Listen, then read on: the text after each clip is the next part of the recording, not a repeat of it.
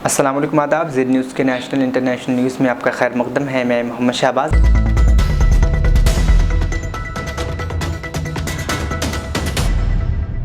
गैर मुल्की खबरनसा इदारे के मुताबिक कोह-ए-पहमाई मुहिम के मुंतज़िम मगमा शर्पा ने बताया कि कामी शर्पा वियतनाम से ताल्लुक़ रखने वाले एक कोह-ए-पीमा की रहनुमाई करते हुए माउंट एवरेस्ट की चोटी पर पहुंचने में कामयाब हुए हैं। माउंट एवरेस्ट को सबसे ज़्यादा पार करने का एजाज़ साल 2018 से 53 साला कामी शर्पा के पास है, जब उन्होंने 22वीं मरतबा दुनिया की बुलंद तरीन चोटी पार की थी।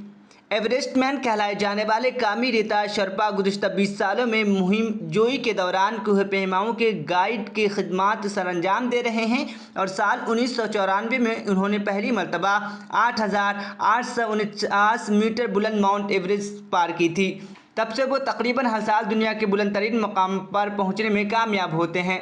कामी रेता ने गुज़िश्ता माह मीडिया को बताया था कि मैंने रिकॉर्ड कायम करने के मकसद से चोटी नहीं पार की, बल्कि गाइड के तौर पर काम करते हुए रिकॉर्ड बन गया है। कामी रेता ने सन 1970 में नेपाल के थेम नामी गांव में पैदा हुए थे, जो कामयाब कोह-ए-पहमा पैदा करने के हवाले से जाना जाता है। एवरेस्ट मैन ने बड़े होते हुए अपने वालिद और फिर अपने भाई को कोह-ए-पीमा गाइड के तौर पर देखा और बाद में उन्हीं के नक्शे कदम पर चल पड़े। साल 2019 में कामी रेता ने 6 दिनों में 2 मरतबा माउंट एवरेस्ट सैर की थी। दुनिया की 10 बुलंद तरीन चोटियों में से 8 नेपाल में वाक़ हैं, जहां हर साल मौसम बहार में सैकड़ों कोह-ए-पीमा जाते हैं।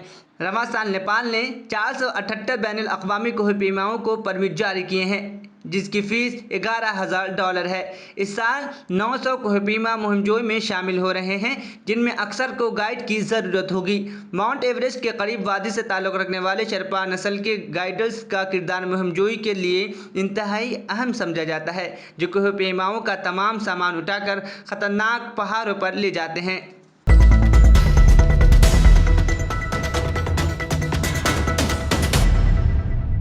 अल अरबिया नेट के मुताबिक बैल का वज़न 1100 किलोग्राम है। इसका सौदा 1,37,000 मिस्री पाउंड में तय पाया है। ये मिस्र में अब तक फ़रोख्त किए जाने वाला सबसे ज़्यादा वज़नी बैल है। इसके 1 किलो गोश्त की कीमत 400 पाउंड बताई जा रही है। बैल ख़रीदने वाले क़स्साब यासिर मोहम्मद जाबिर अबू अम्मार ने बताया कि उसने अल अक्सर कमिश्नरी के असना मंडी से इसे ख़रीदा है। अबू अम्मार के वीडियो भी वायरल हो रहे हैं, जिसमें उन्होंने ये कहते सुना जा सकता है कि इन असवान की अतफो शहर में साकी गोश्त की दुकान है और ये बैल गोश्त बेचने के लिए ख़रीदा है। अबू अम्मार का कहना है कि बैल चारे में मकई खा रहा था। मकई से गोश्त की मिक़दार बढ़ जाती है और चर्बी कम हो जाती है। बैल के गोश्त का वज़न 645 किलोग्राम बताया जा रहा है। याद रहे कि मिस्र में चारे के बहरान के बाद गोश्त काफ़ी महंगा हो गया है। 1 किलो गोश्त 370 पाउंड से ज़्यादा में फ़रोख्त हो रहा है। क़स्साबों का कहना है कि गोश्त की कीमत में इजाफा चारा महंगा होने से है। 30% क़स्साब अपनी दुकानें बंद करने पर मजबूर हो गए हैं।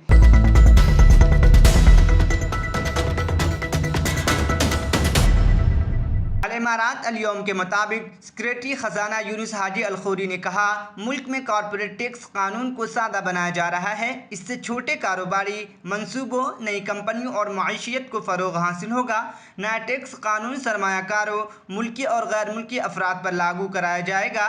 सेक्रेटरी ख़जाना ने कहा, इमारात में कंपनियों पर कॉरपोरेट टैक्स का कानून अफराद पर लागू किया जाएगा। उन्होंने मज़ीद कहा कि अफराद की मुलाजमत, सरमायाकारी और रियल इस्टेट के कारोबार से होने वाली आमदनी पर कॉरपोरेट टैक्स लागू नहीं होगा। ताहम जो अफराद कारोबार कर रहे हों या कॉरपोरेट टैक्स वाले कारोबार से मुंसलिक हो और उनके कुल सूदों की रकम 1 साल के दौरान 10 लाख दिरहम से तजावुज़ कर जाए तो उन पर टैक्स लागू होगा। सरकारी करारदाद में टैक्स के हवाले से एक मिसाल दी गई, जिसमें कहा गया कि अगर अल इमारात में कोई शख्स इंटरनेट के ज़रिए कारोबार कर रहा हो और सालाना सूदों की मजमूई रकम 10 लाख इमारती दिरहम से ज़्यादा हो जाते हैं तो नए फैसले के तहत उसकी आमदनी पर टैक्स होगा। बयान में कहा गया है कि अगर इमारात में मुकीम किसी शख्स ने इमलाक को किराए पर उठाकर आमदनी हासिल की हो या निजी सरमायाकारी के ज़रिए कुछ कमाया हो, तो ऐसी सूरत में उसकी आमदनी पर कॉरपोरेट टैक्स लागू नहीं होगा।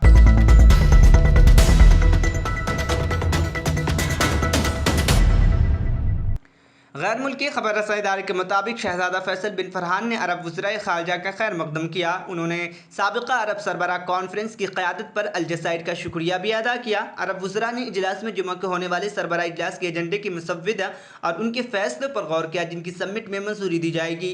शाम के वज़ीर ख़ारजा फैसल मिक़दार ने तस्दीक़ी कि शाम के सदर बशारुल असद अरब सरबराह कॉन्फ्रेंस में शिरकत करेंगे। सऊदी वज़ीर ख़ारजा शहजादा फैसल बिन फरहान ने दीगर अरब वज़रा के साथ अरब लीग में शाम की वापसी का खैर मकदम किया। उन्होंने कहा, इन दिनों दुनिया चैलेंजों और मुतअद्दिद दुश्वारियों से गुजर रही है, ऐसे दौर पर खड़े हैं जो हमसे अरब इत्तेहाद का तकाजा कर रहा है। सऊदी वज़ीर ख़ारजा का कहना था कि नया माहौल कह रहा है कि मुश्तरका कोशिशों को फ़रोग़ के लिए तमाम अरब ममालिक मज़ीद काम करें, मसाइल से निमटने के लिए मुनासिब हल सामने लाएँ ताकि अरब महफूज, मुस्तहकम, खुशहाल और नेमतों से फैज़ याब हो सके। उनका कहना था कि अरब दुनिया अफरादी ताकत और कुदरती वसाइल से माला माल है। इसका तकाजा है कि हम मुसलसल यकजहती से काम लें, तमाम मुमकिन वसाइल भरपूर तरीक़े से इस्तेमाल करें, बाहमी रंजिशों को दूर करने और बैरूनी मुदाखलतों को मुस्तरद करने के लिए नए अछूते तौर पर काम करें। सऊदी वज़ीर ख़ारजा ने मज़ीद कहा कि सऊदी अरब ममालिक के अमन व इस्तेहकाम के फ़रोग़ के लिए अपने अरब भाइयों के साथ मिलकर कोशिशें करना चाहता है।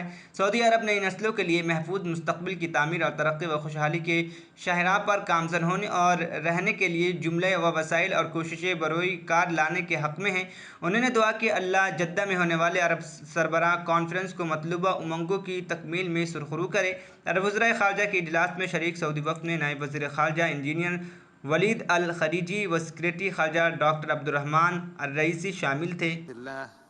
افتتاح أعمال اجتماع وزراء الخارجية التحضيري للقمة الدول العربية 32.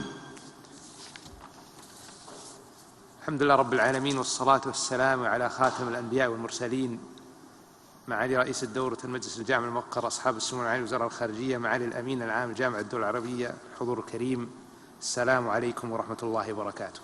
يطيب لي في مستهل هذا الاجتماع أن أرحب بكم في بلدكم الثاني من المملكة العربية السعودية، راجيا من المولى جل وعلا أن يكلل جهودنا بالتوفيق والنجاح، كما أتقدم بالشكر والتقدير للجمهورية الجزائر الديمقراطية الشعبية على جهودها خلال فترة رئاستها للقمة السابقة، وأنتهز هذه الفرصة للترحيب بمشاركة الجمهورية العربية السورية في اجتماعنا اليوم. أصحاب السمو والمعالي، يمر عالمنا اليوم بتحديات وصعوبات عديدة تجعلنا أمام مفترق طرق، تحتم علينا الوقوف صفا واحدا وبذل المزيد من الجهد لتعزيز العمل العربي المشترك من أجل مواجهتها وإيجاد الحلول المناسبة لها، لتصبح منطقتنا آمنة ومستقرة تنعم بالخير والرفاه. إن منطقتنا العربية تزخر بطاقات بشرية وثروات طبيعية تجعلنا أمام تحدي مع أنفسنا، يفرض علينا جميعا التنسيق المستمر وتسخير كافة الأدوات الممكنة وتفعيل وابتكار آلات عمل جديدة، نابذين خلافاتنا البينية، رافضين التدخلات الخارجية، واضعين نصب أعيننا مصالح دولنا وشعوبنا من أجل تحقيق نهضة شاملة طالما تطلعت إليها شعوبنا. في الختام، تجدد المملكة تطلعها للعمل معكم جميعا لتعزيز استقرار وأمن دولنا وحشد الجهود والإمكانات للمضن قدما في مسار التنمية والازدهار لبناء مستقبل تنعم بها أجيالنا القادمة، وندعو إلى القدير بأن تحقق قمة جدة التطلعات المرجوة.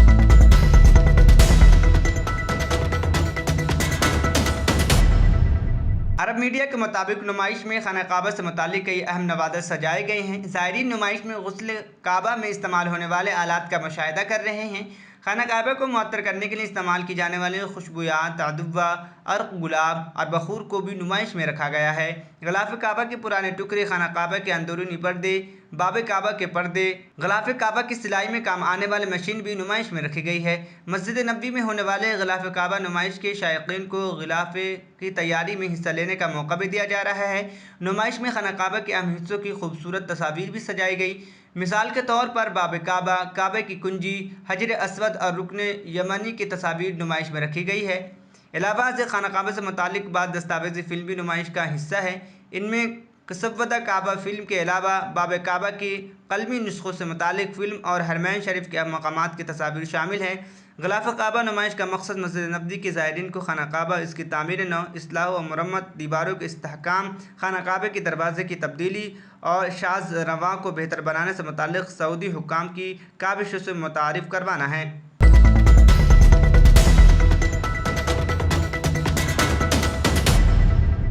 अरब मीडिया के मुताबिक इजलास में मिस्री वज़ीर ख़ारजा साहम शुक्री और अरब लीग के सेक्रेटरी जनरल अहमद अबुल गैत भी मौजूद थे। सूडानी शहरियों की तहफ़्फ़ुज़ पर मुश्तमिल ऐलान जद्दा के अहम निकात का जायज़ा लिया गया। शहज़ादा फैसल बिन फरहान का कहना था कि सूडान के मुतहारिब फ़रीक़ैन के दरमियान होने वाले माहदे को कायम रखने के लिए हर मुमकिन कोशिश लाजिम है।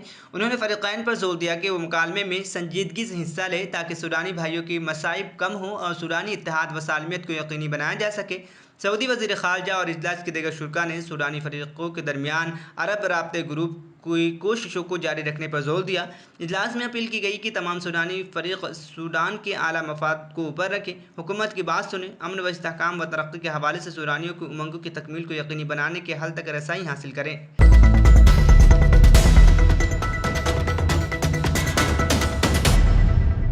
इस सिलसिले में कांग्रेस ने अपना रद्द-ए-अमल ज़ाहिर करते हुए कहा है कि अदालत आज़मा की निगरानी में जांच की हद महदूद है और सिर्फ ज्वाइंट पार्लिमानी कमेटी JPC ही सारा सच सामने ला सकती है।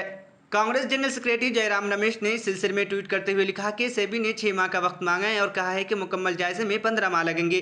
सुप्रीम कोर्ट मुद्दतकार में 3 माह का इजाफा किया है। उन्होंने मज़ीद कहा है कि सुप्रीम कोर्ट की निगरानी में जांच सिक्योरिटीज कवानीन की खिलाफ वर्जी तक महदूद है। सिर्फ JPC ही मोडानी घोटाले के बारे में पूरी सच्चाई को बाहर ला सकती है। मोडानी के माली मफादात के लिए LIC, SBI, EPFO को फंसाना, शेयर होल्डर्स और अवामी दौलत के मफादात से समझौता और अडानी से बंदी, शेल कंपनियों के जरिए बेहिसाब दौलत का बहाव, घरेलू एक्विजिशन के हक़ में उसूलों और पॉलिसी में बदलाव किया जाना मुनासिब नहीं था। जयराम रमेश का कहना है कि मोडानी घोटाले एक PP है, यानी पॉलिटिकल प्रिंसिपल पार्टनरशिप मामला पेचीदा है जिससे सिर्फ पार्लियामेंट की JPC ही पूरी तरह से सुलझा सकती है। काबिल ज़िक्र है कि कांग्रेस अडानी ग्रुप के मामले पर JPC जांच का मुतालबा कर रही है। अडानी ग्रुप मामले और JPC के मुतालबे को लेकर पार्लियामेंट की सरमाई इजलास में भी कई बार हंगामा देखने को मिला है।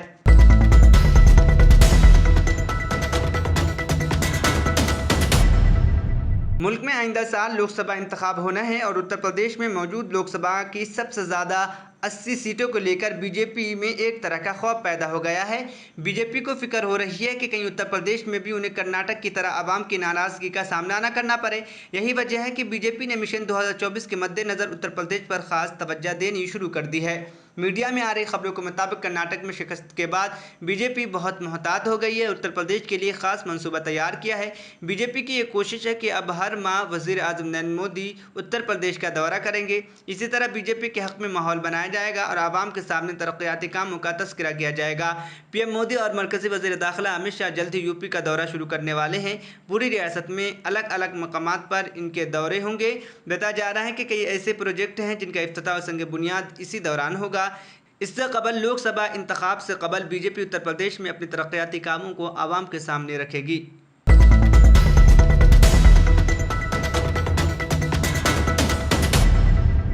अदालत ने मुख्तार अंसारी को मोहम्मदाबाद पुलिस स्टेशन में दर्ज 14 साल पुराने इक़दाम कत्ल केस में बरी कर दिया है। कांदरा के सवारपुर के रहने वाले कपिल देव सिंह 2009 में कत्ल कर दिया गया था।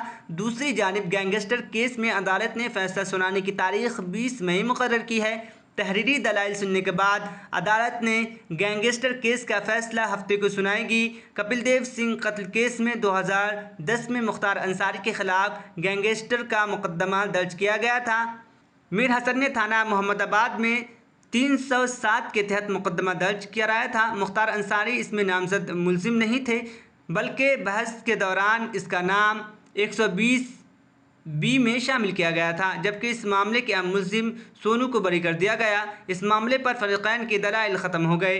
मुख्तार अंसारी के वकील लियाकत अली ने यह भी बताया कि कन्नडा थाने इलाके के सवारपुर में कपिल देव सिंह का कत्ल 2019 में हुआ था। मुख्तार अंसारी इस वक्त जेल में थे, लेकिन उस पर 120B के तहत झूठा मुकदमा दर्ज किया गया। इस मामले में भी अदालत ने मुख्तार अंसारी को बरी कर दिया।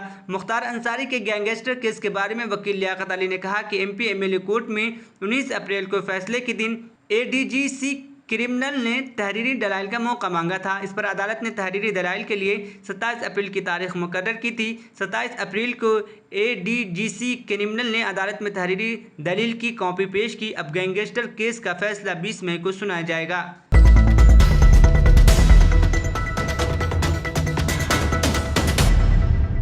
लेकिन कश्मीर में G20 की तैयारियों से कबल इंतजामिया ने नौजवानों की पकड़ धकड़ शुरू कर दी है, जिसको बंद कर देना चाहिए।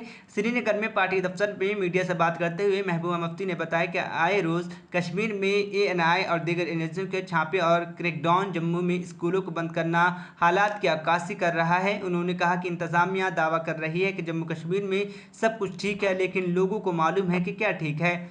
मेरा वाज़ह उमर फारूक के मरहूम वालिद मौलवी मोहम्मद फारूक के कत्ल में मुबैना तौर पर मुलव्विस अफराद की गिरफ्तारी पर महबूबा मुफ्ती ने कहा कि ऐसे मामलात में कानूनी कार्रवाई करना खैर मकदम है, लेकिन कश्मीरी पंडितों की कत्ल और दीगर ऐसे इक़दामात में भी कानूनी कार्रवाई होनी चाहिए। केरला स्टोरी फिल्म के बारे में पूछे गए एक सवाल के जवाब में उनका कहना था कि बदकिस्मती से BJP ऐसी फिल्मों को फ़रोग़ दे रही है जिनसे मुआशरे में नफरत फैलती है, जिसका नतीजा हमने जम्मू मेडिकल कॉलेज में देखा। महबूबा मुफ्ती ने कहा, जिस तरह कर्नाटक में लोगों ने अक्लमंदी का मुजाहिरा किया, इसी तरह मुल्क के बाकी हिस्सों के लोगों को भी अक्लमंदी का मुजाहिरा करना चाहिए।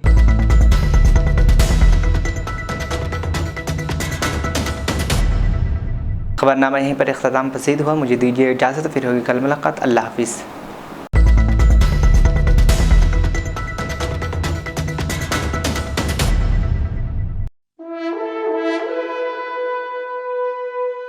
अल्हम्दुलिल्लाह, अपने मुक़द्दस नाम की तरह हर दुल्हा दुल्हन की हयात नौ के आगाज का बावखार नाम HKGN फर्नीचर्स। जी हाँ, HKGN फर्नीचर्स NRIs कारनशीन फैमिलीज के लिए दीदाज़ेब, शानदार, शाहकार, मजबूत और पायदार, दिलकश और दिलनशीं शादी के फर्नीचर का सबसे बड़ा शोरूम अब Shastripuram king colony main road के पुरसुकून माहौल में पसंद फरमाइए। आपकी शहजादी के लिए खूबसूरत जहेज का मुकम्मल फर्नीचर सिर्फ 29,999 रुपए में। जी हाँ, 29,999 रुपीज।